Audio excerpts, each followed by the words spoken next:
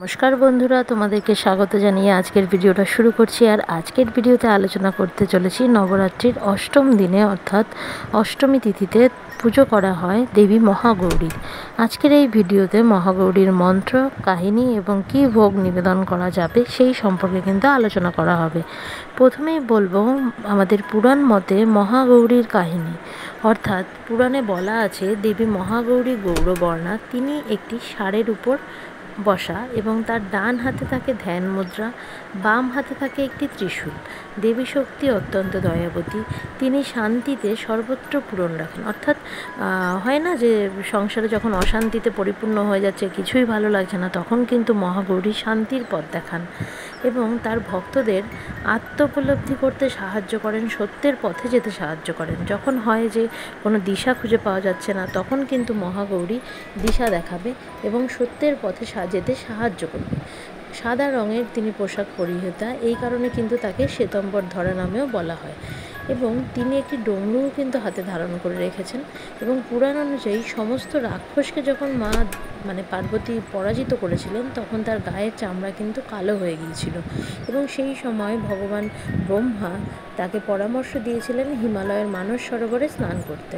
এবং সেই পরামর্শ অনুযায়ী দেবী পার্বতী স্নানের পরেই কিন্তু মুহূর্তের মধ্যেই কিন্তু তার বর্ণ একদম জুঁই ফুলের মতো সাদা, দুধের মতো সাদা হয়ে যায়।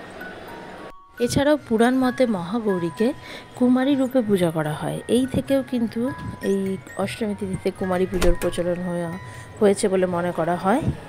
এই দিন স্নান সেরে এসে উত্তর পূর্ব দিকে মুখ করে ওম দেবী মহাগৌরী নমঃ এই মন্ত্রটি 11 বার জপ করে মাকে মনের ইচ্ছা জানানো হবে। এবং এই দিন মায়ের মন্ত্রর সাথে সাথে যদি কেউ ভোগ প্রসাদ দিতে চাও, তাহলে অবশ্যই কিন্তু নারকেলের তৈরি কোনো জিনিস বা সাদা কোনো জিনিস কিন্তু মাকে ভোগ দিলে শুভ বলে মানা হয়। এছাড়াও এই দিন আরেকটি উপাচার করা যায়, সেটি হলো এই দিন কিছু নারকেলের নাড়ু মায়ের সামনে ভোগ দেওয়া হবে এবং পুজো দেওয়ার পর সেই নাড়ু নিজে প্রসাদ হিসাবে নেওয়ার সাথে সাথে কিছু কুমারীকে কিন্তু সেটি প্রসাদ হিসাবে দেওয়া যায়। এটি কিন্তু অত্যন্ত শুভ বলে, অর্থাৎ সংসারের উন্নতির জন্য এটি খুব শুভ হবে বলে কিন্তু পুরাণ মতে বিশ্বাস করা হয়।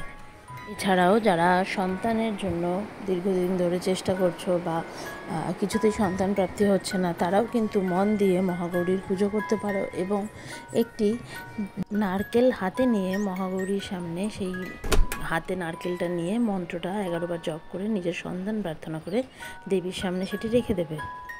এবং সেই যে নারকেলটা সেটা নিয়ে কিন্তু নিজের বেডরুমের উত্তর পূর্ব কর্নারে একটি পুঁটলি পাকিয়ে ঝুলিয়ে রাখবে।